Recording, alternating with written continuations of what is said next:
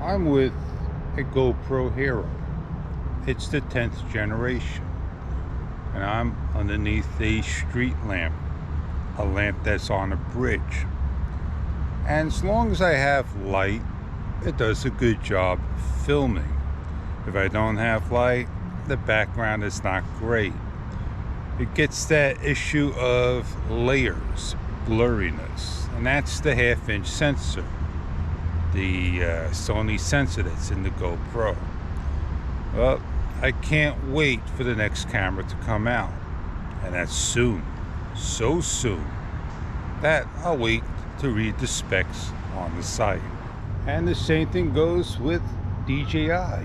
I'm gonna wait and read the specs on the site. I love both cameras. I've been with both cameras. I've been with GoPro longer than I have with DJI. But which makes a better camera? One camera is going to be real expensive, and the other camera is going to be a lot less. So people are going to go to the one that's going to be a lot less than to the one that's going to be expensive.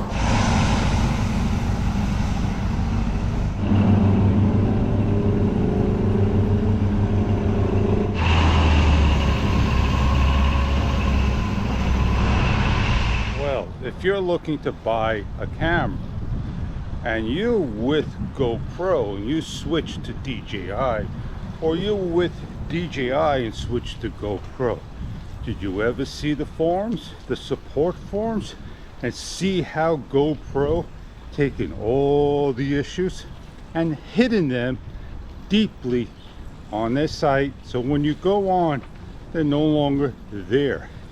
And GoPro is not one of my favorites anymore for a number of reasons, and you have to respect my decision and what I'm about to offer you of my opinion.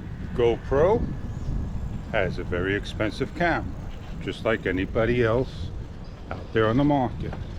GoPro has an issue or issues, and they try their best to resolve it. And what do? They come out with a new camera, and the issues start all over again, and they don't resolve the issues in the previous camera. So now, since we have a Hero 8, which is no longer going to be, it's going to be the 9, 10, and 11, because you can't get the Hero 7 or any updates anymore of the issues that camera had. And we could bring it to the DJI. DJI had minimal issues, and they no longer have the camera. They basically took the Osmo Action, decommissioned and discontinued, and everybody disappeared. Only a select few stayed behind. Are we still looking for additional firmware updates?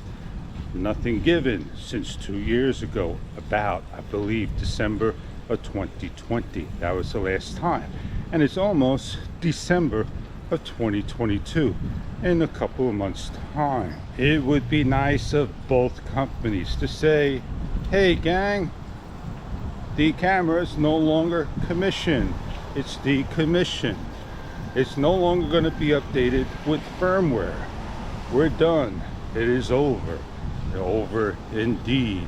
And that is how, you know, things go.